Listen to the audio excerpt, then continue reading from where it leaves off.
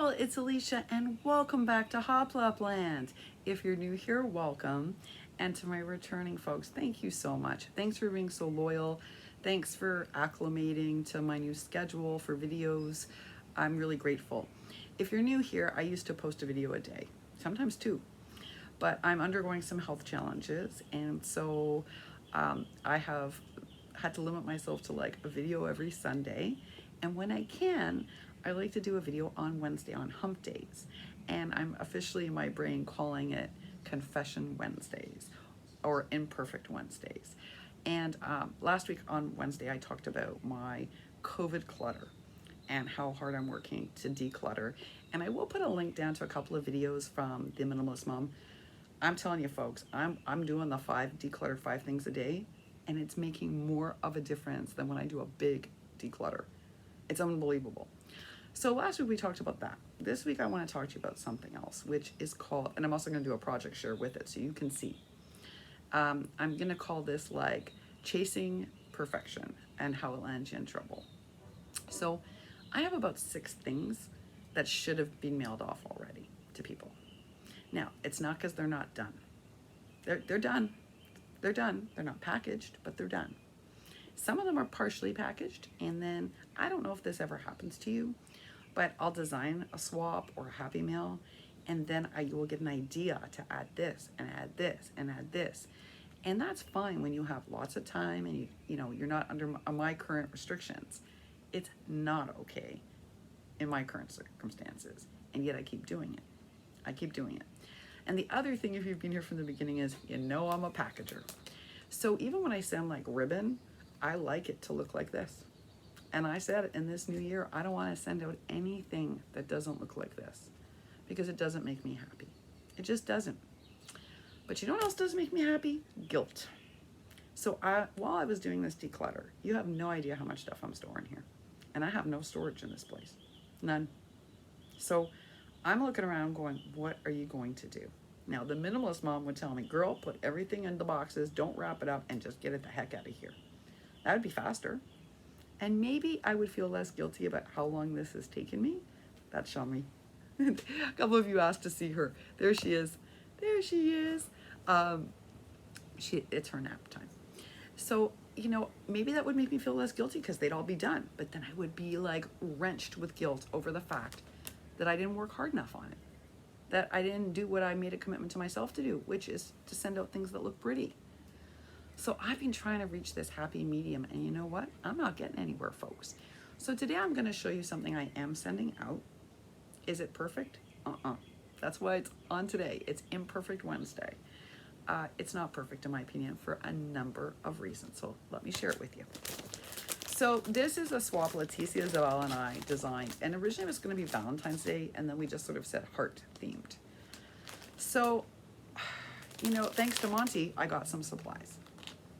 You know what, folks? I don't like red. I really don't like red. It's my kryptonite. So this is the more traditional package. You're going to notice there's very few made items that made it into this package. I made a ton of embellishments because I like making embellishments, and almost none of them made it into the swap. I wasted hours and hours struggling because I could not make the red work. Now, I know some people love red. Miss Judy, it's her favorite color. But folks, it's my kryptonite. I know for other people it's brown, for some people it's yellow. For me, keep me away from red. I can't even live with it unless it's mixed with gold, right? And some pink. And even then I'm like, urgh. So the one red thing I made that I like is one of her shaker mixes, but notice there's pink, and notice there's little playing cards with red hearts and black hearts to offset it, because I don't like red. So that's also causing me a problem with another package I'm trying to get out because it's also predominantly red. So when I'm doing my, I'm constantly decluttering. I got to get rid of most of my red. You know what? It is too painful, and I don't make well with it. I reject most of what I make. Yeah, red and I are not friends. So that's something I learned from this experience, and I want to share it with you honestly, about this. All right. Now, the nice thing about Leticia is she is like me. She likes shabby, she likes vintage, she likes clean crafting, she likes Maggie, she likes mixed media, she likes it all. So when I designed this swap, I designed it that it would be several of these things that she loves, because it's rare that you have someone who's like yourself and likes everything. So in this folder, which I got at Target years ago, isn't it cute? I saved it for something like this, is her mixed media vintage pouch. And so another true confession. Well, I can't show you what's in here because it's already sealed up, unfortunately. But this is her mixed media section, and it's all mixed media for this. And then if you've been here a while, you know I love to make these loaded bags. They're really fun to make, and they hold, you know, a lot of my vintage projects. And you'll remember when I made these vintage folders and these shape tags, and I made a ton of these. Now, the shape tags held up really well. Like, I made more than a dozen because there were several people I was sending them to. But they're super sturdy. I built these up 3 times on 110. They're so sturdy, nothing can happen to these. That's what's amazing. So they stored beautifully. Look on the back, it says, I made this, it's priceless. And then I made a bunch of embellishments. Also backed up several times on 110. It took a long time to make, but it was worth it. I even backed up the middle pieces. I stained everything. I really like these. Well, you'll remember at the same time, I also made these folders, some to send overseas and some just to have because I love them. But you know, folks, I have another one I can show you. I made a lot of these, like probably, I think I made more than half a dozen. Maybe I made closer to a dozen. Some stored perfectly. Look at this. No bowing. Pretty impressive, right? Pretty impressive because these are single for overseas flat mail. But you know what? Some of them did bow a little. And now part of that is it the way I'm storing it? It's the heat. P has told me to put in those little silicone pouches, which is a very good piece of advice and it has helped. But because of my illness, I sometimes have to keep the temperature like 79, 80. And I've noticed if I use art glitter glue, it bows. So for my recent projects, I've been using tonic because it does not bow. Expensive. Not my favorite glue, but it doesn't bow. So I can't really store these if I want to make these with art glitter glue because I'm lucky that half of them survived. But the other half, I'm probably not going to send out because I don't like the way that they look and now I have to redo them. And that's upsetting. Another lesson.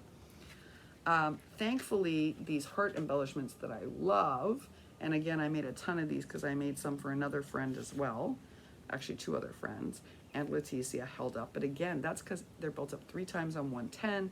They're super sturdy. They held up well. But folks, I cannot keep storing these things because between the heat and everything else, I'm telling you, they're going to get ruined. And also, it's just, I got to figure out a new system. These are the bag toppers, the frilly bag toppers that people like and I like too. So there's some of those in there for her. And that is her vintage mixed media portion of this swap. And then the last section is her crepe paper clean crafting section. And again, we share this in common.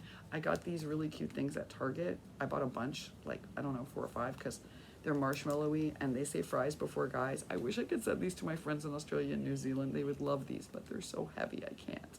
How cute are these? If you're doing an all heart swap, you want these. All right, so we're on to the clean crafting now. Forgive me.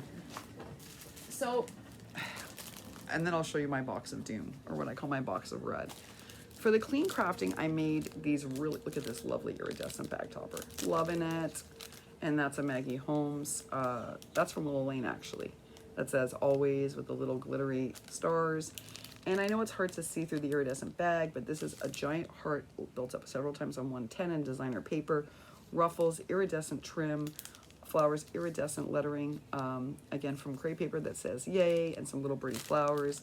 This one says hooray, super cute. And then of course I had to make her some little bag toppers that say sweet and love you, just so she has these. And I also die cut her out a bunch of those as well to send to her.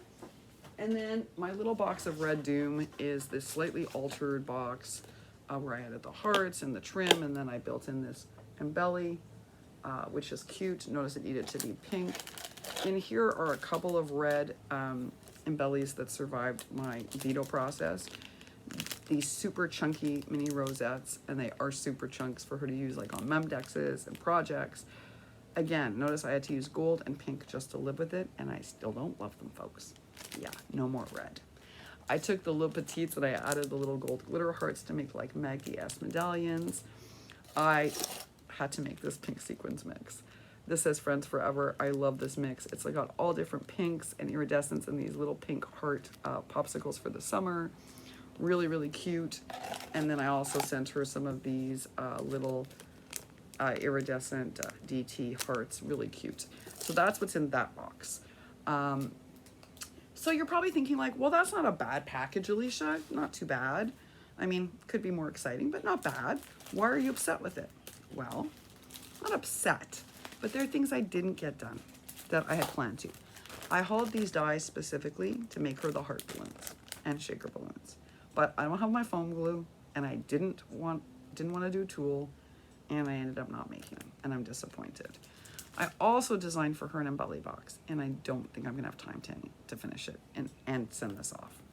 So you see, folks, I think we all go through this where we think we're not doing enough, or we think we could do better, or we wish we could do better, and it holds us back from finishing things.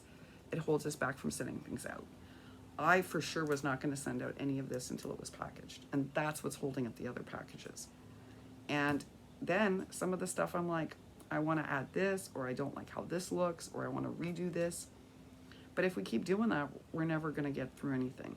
So I guess my imperfect confession for this week is I have to adjust my expectations, right? If I'm packaging, I'm not making, because I can't do both. I don't have time.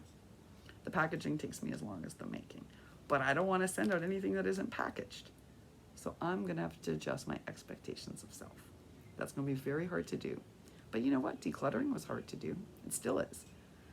Maybe anything worth having is worth working at, right? That's what I think. So that is my Wednesday confession and project share.